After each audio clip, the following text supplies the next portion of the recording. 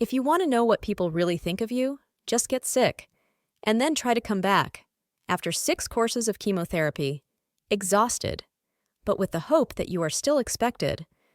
I went to work on Tuesday. Not because someone called me, just because it was Tuesday on the calendar, and I honestly believed that I still belonged here. I had been gone for almost 5 months. I had gone through everything: loss of appetite, loss of sleep, loss of weight, loss of hair, and it seemed, loss of myself. When you're 59 and the doctor says you have cancer, you don't get scared. You just start preparing, to fight, for changes, for loneliness, and then, for the moment when you come back. And you try to be part of something that used to be your life again.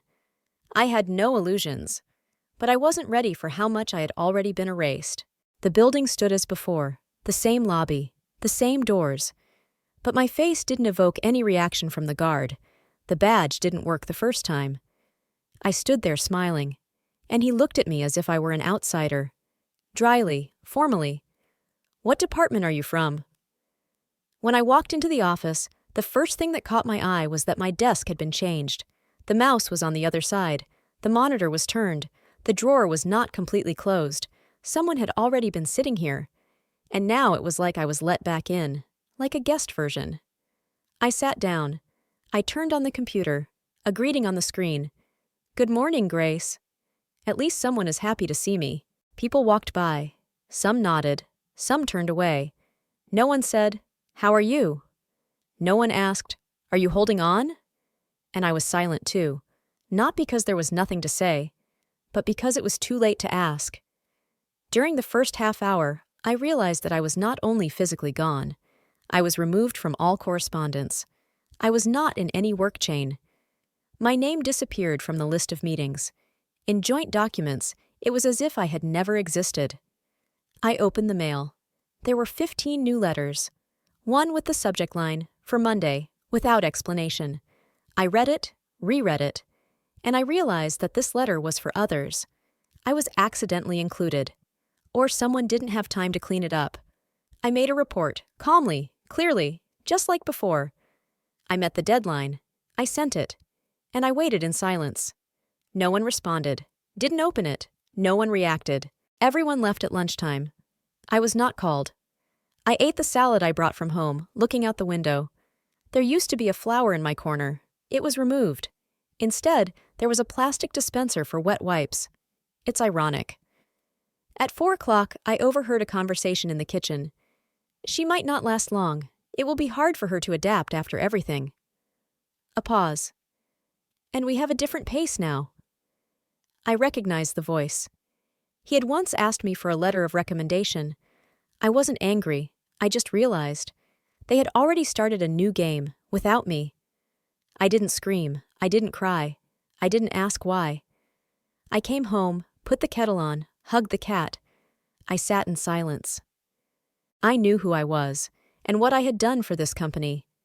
I remembered the nights when I stayed until 9 because no one could figure out the spreadsheets. I built what is now considered a standard. I didn't ask for thanks, but I did not expect such silence. I was not just a former employee. I was the one who held the foundation, but the foundation is not visible. It is only appreciated when it cracks. And I heard it, a crack, a small one, but I could hear it. I was sitting there drinking tea and listening to the first crack crackle somewhere nearby. The next Monday, I woke up 10 minutes early. Just like that, without an alarm clock. It happens from time to time. The body is still asleep, but something inside already knows that the day will be hard. I made some tea, put on a blue shirt that I was saving for official events, and did some makeup. Just for myself. To avoid looking like a person who is being sneaked out of the room. I didn't know why, but something in me was drawn to clear lines, to looking put together, even if I am no longer part of the game.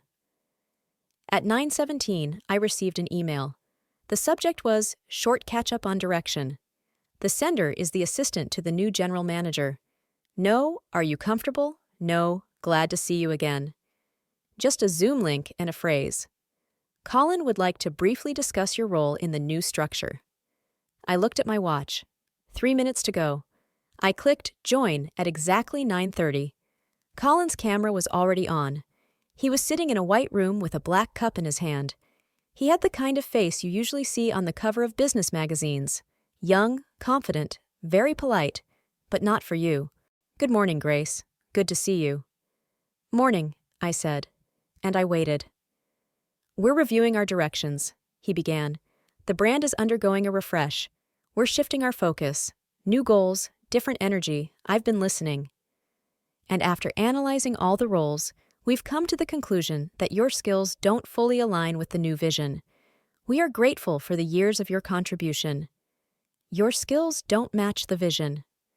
The phrase went in like a needle, without intonation, no anger, just a fact.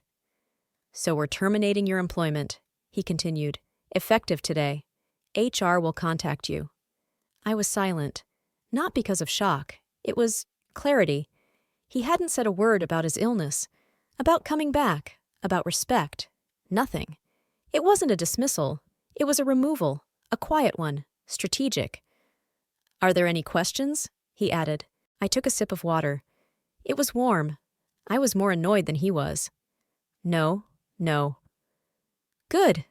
Then thank you," he smiled. "I wish you all the best." And he got off the call. That was it. Without warning. "No, we can discuss another role." Just like that, the lights went out, and no one noticed. I was left staring at the black Zoom screen. In the upper right corner, I could still see my image, a frozen face. No anger, no tears, just emptiness. I closed the laptop, slowly, as if it would make a difference. I didn't leave right away. I sat there for another 10 minutes, staring at the wall. I didn't even have a reaction, because everything had already fallen into place inside. They didn't fire me. They just removed something that was no longer profitable for them. I became uncomfortable, difficult, too experienced to be silent, but not fresh enough to embellish the presentation. And the worst part was that they didn't even ask. They didn't even try to do it humanely. I put on my coat. The corridor was quiet. No one knew I was gone. I could have walked past everyone, and no one would have stopped me. But I didn't leave yet. I walked to my desk, slowly, like a place that still remembers you. I opened a drawer. There was my notebook. It was old, worn out. It contained notes from many years, ideas, numbers, notes. A part of my brain transferred to paper. I put it in my bag. Next to it is a flash drive. It's gray, unsigned. It contains my personal templates, which I've been asking to share for years. I left it on the table. Let them try to figure it out without me. And I was already leaving, but not just walking. I started counting. And the first number in this equation is that they made a mistake. In big, bold print, on the full screen. They said my approach was outdated. It sounded like I was still counting on an abacus, like I was still drawing graphs on napkins every morning and bringing them to my boss with my coffee. Although, if you think about it, the ideas I put in those napkins sold them products that the new team now talks about in presentations with a bunch of emojis. I was fired on Monday, and on Wednesday I received a letter. Not from HR. It was from Jody, a young, ambitious, super sunny executive who was assigned to take over the processes. The subject line: access to your previous project templates. I open it, and there it is. Could you please list the tools you used to evaluate the effectiveness of client campaigns in Q4? Interesting. Which ones? The ones that are outdated? I haven't answered yet. I put the letter in a folder, a conditional one in my head. I called it, to remind me who the real architect is here. These new faces, they are always in efficiency, in trends. They talk about adapting to market challenges as if they invented it yesterday. And I sat at the same table with clients in those years when design thinking was not yet a buzzword, but simply common sense. I was not annoyed by young people. No. What annoyed me was that they didn't even try to understand what they were standing on. They just danced on the foundation that I built with my hands. And they said that it was not fashionable. I remember one moment. It was 2013. We had a client whom no one could keep. High expectations, little patience. I came up with a customized reporting model for him. Weekly charts, summary indicators, real-time tips. He stayed with us for 4 years. Today, these approaches are called the Adaptive Communication Response Framework. And now, those who have not even seen it are calling my methods outdated. That's fine. Call it what you want. I opened my laptop. I still had access to some files. There was a technical transition until the end of the week. I logged in. It was quiet, without purpose, just to look. In the contracts section, I saw a report. A new one marked updated by the analytics team. I open it, and there are my tables. 1-to-1. Only the interface was changed. The colors are different, but the content is the same. Even the field names were not changed. And then I realized they didn't just cross me out, they kept my tools, and with the idea that they could use them without explanation. I took a screenshot, then another one, and then another. Calmly, silently, no hysterics. I just collected all the evidence that my name is not just in the past, it is in the present, right now, in the systems I was thrown out of. I closed the laptop and went for a walk. I needed to walk to feel the ground under my feet, the air, and myself. I went to a coffee shop I used to love. I ordered a latte and sat by the window. Nearby, a couple was arguing about which coffee tasted better, Arabica or Robusta. I smiled.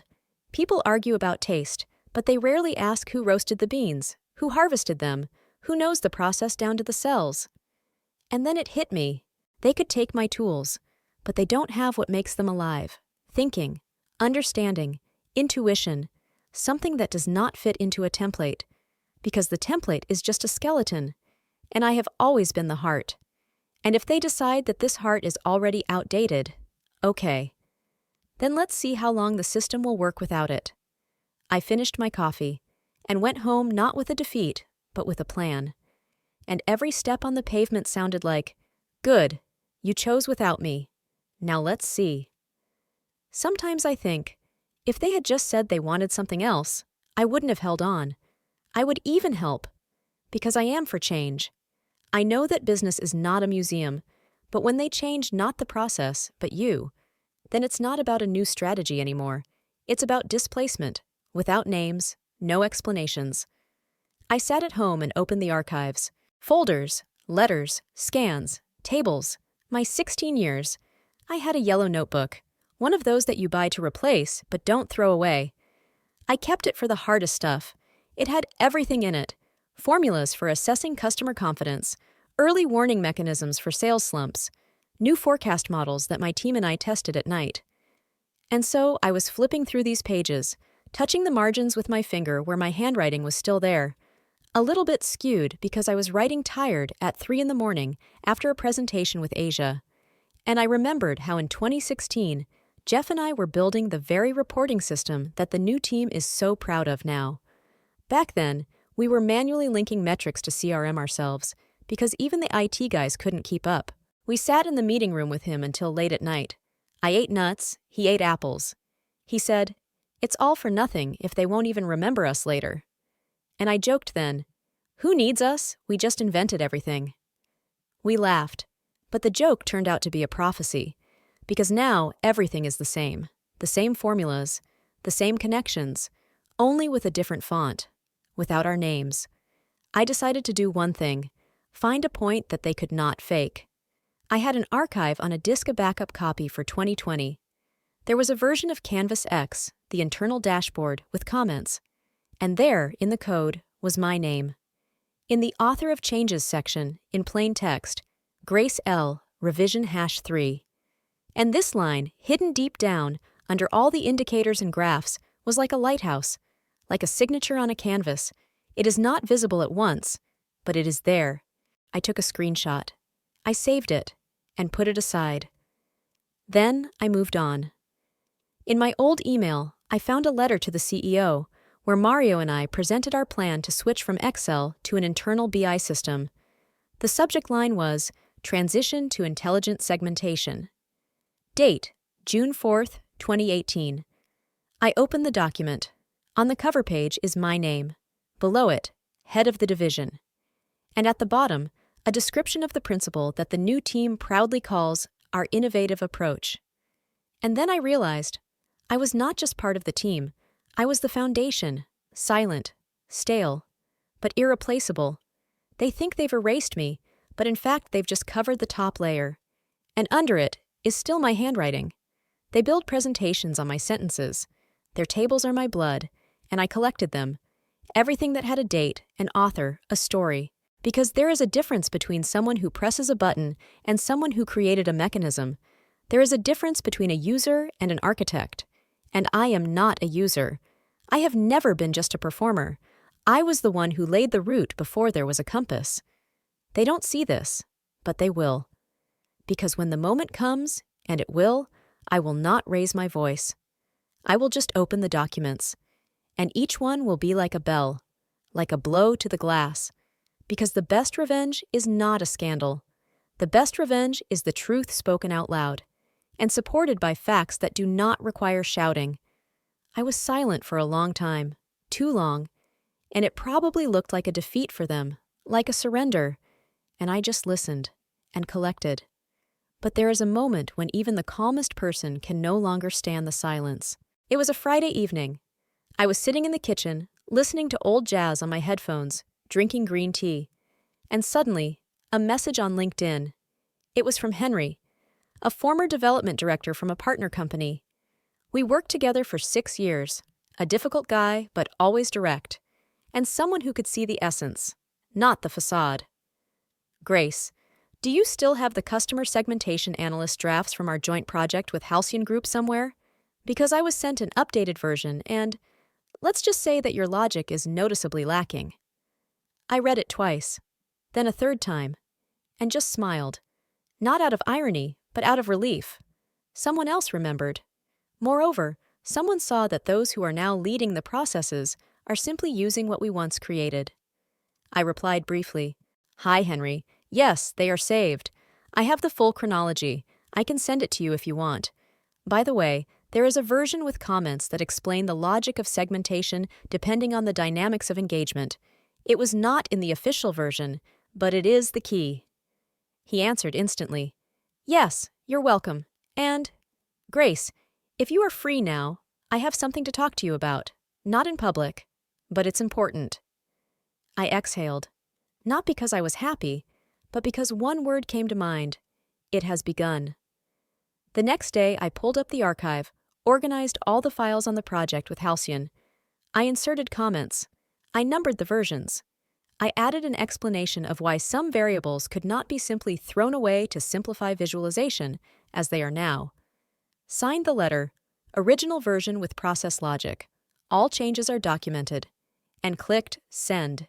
And then, for the first time since the day I was fired, I picked up the phone and called myself. No, not to the management. Not HR. Not my lawyer. I called Adele. Adele is a former colleague of mine. We created one of the first customer behavior frameworks together. She left the company 4 years ago because she was tired, but she didn't disappear. She just chose something else. We hadn't talked for a long time, but I knew she remembered. And she understands. "Grace?" Her voice was warm but surprised. "Hi, I won't be long. I just want to tell you that I'm not silent anymore." "What's wrong?" She sounded more serious now. "They are stealing, but quietly. No robbery. They just erase authors, and they call it innovation. I had a hunch. I have everything documented. And I don't want a war. I only want the truth to speak louder than the presentation." "Then I'm with you," she said. "And one more thing. When you're ready, I'll introduce you to a team at Stellaris Consulting. They are looking for someone with real experience, not with a nice profile, but with a brain." We talked for another 15 minutes, about the past, about the present. And when I hung up the phone, I wasn't scared, because it seems I'm not alone anymore. And most importantly, I'm not silent anymore. I'm not screaming, but I am present. I am not attacking, but I am there. And when you are there, you can no longer be ignored, even if they try very hard. The official letter came on Monday at 9:17 a.m. It was short and unadorned. "Dear Miss Lawrence, on behalf of Halcyon Partners, we would like to ask you to confirm the authorship of the analytical model developed as part of the 2018 to 2020 collaboration. In connection with the internal audit, please provide the source materials." Internal audit. It sounded almost like a joke. I didn't answer right away. I gave them a day, to give them time to wait, to make them realize that they no longer control the pace. Then I opened a new letter. No emotions, no long introductions. The model was created by me personally between June 2018 and February 2020. I am attaching the development timeline, documents, initial presentations, and drafts with notes. I am happy to provide additional explanations if needed. Sincerely, Grace Lawrence. I hit send and never looked back, because it was not a defense. It was a declaration of existence. In the evening, Henry called. He said it simply. It was strong. I just sent the documents, I replied. Grace, you realize that these are not just documents. They are the foundation. They presented your analysis as an innovative vision for a new phase of partnership. And now they'll have to explain why your name is on it, and it's not in the presentations. I'm not looking for a scandal, Henry. You're not creating one. They've brought it on themselves. We're just keeping the lights on. He offered to meet. On Wednesday, over coffee, we discussed the new contract. Stellaris was looking for an external consultant to audit their affiliate analytics systems, and suddenly, I was the perfect fit. We don't promise mountains of gold, he said, but you don't need to play corporate theater here. You just have to be yourself, to think, analyze, and tell the truth, even if it's uncomfortable. I smiled, because it was the first time in a long time that I was not asked if I fit into the team, but simply asked, do I know what I'm doing? And I did. That night, Adele texted me. It was short. Grace, in yesterday's Halberd presentation, they used your terms again, and even examples. I saved the recording, and if necessary, I will confirm the authorship. It was the moment when I realized that I no longer needed to prove anything. It was enough to just be. My presence is already an answer. My style cannot be faked. My footprint cannot be erased. I didn't leave the house that day. I just opened the windows, breathed in the fresh air, and made some lavender tea. And for the first time in a month, I felt peace that didn't require permission, because their whole new strategy is a tower of cards. Pathos, slogans, presentations, and I just lit a match. And then it will be seen what will burn first. It happened unexpectedly, and, as always, not loudly. On Monday, I opened my email and saw a letter from the editor of the Analytical Digest sector Focus. We had worked with them back in 2019 when I was in charge of one of their client clusters. They asked for my commentary on a new report on the very topic that Halberd was actively promoting as its revolution.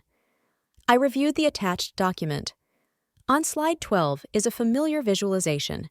Even the color of the markers is mine. On slide 15 is a word-for-word definition of customer cross-inertia. This is my wording. I introduced it back when no one understood how to classify those who are almost ready to leave but still holding on. I took a sip of coffee, and I thought, I wonder how much more time will pass before they dare to say my name again. I agreed to give a comment. No offense, no harshness, just to the point. In the context of assessing customer inertia, it is important to consider not only direct indicators, but also the so-called trigger indicators, a decrease in response rate, changes in engagement time, micro-behavioral shifts. This allows us to predict churn even before it becomes a statistic. The comment was published 2 days later, and it was signed.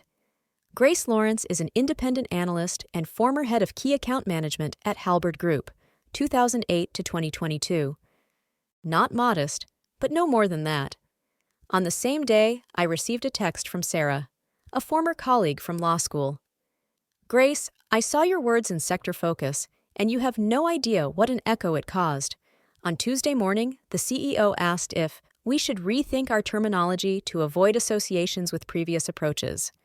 I laughed, because it was a classic. They use your methods, but they are afraid of your name, and they try to neutralize even the subtext. And then I got an email from Stellaris. Grace, your commentary in Sector Focus has aroused the interest of clients. One of them wants to hold a joint workshop with you. Would you mind? I didn't mind, because you know what the most powerful thing about this situation is? I didn't prove anything. I didn't write expository posts. I didn't make a video with a story of betrayal. I didn't organize a public quarrel. I was just there, and I was working, and I did my job the best I could. And this presence was louder than their presentations. Because you can steal a term, you can erase a name from a slide, but you cannot erase the memory of those who know who you are. In the evening, I was cooking dinner. A simple one pasta with lemon butter, some parmesan, a glass of wine. And suddenly, I remembered how a year ago, at this very time, I was sitting on the same kitchen chair and thinking, what if it's all over? And today, I don't ask if there will be a sequel. I create it. And you know what the real luxury is? In silence, in the absence of anger, in the right to act, not out of pain, but out of knowledge. They thought they had kicked me off the stage, but I just changed the hall. And in this hall, I am on stage again. This invitation could have easily been lost among the others. The inbox was cluttered with emails with the topics new tools, modernization of reporting, SEO partnership. But the subject line of this email was short. Industry Resilience 2025, official invitation to participate. I clicked without emotion. I read it, and read it again. And only then did I realize that I was not invited as a former halberd. I was invited as the founder of Links Insights.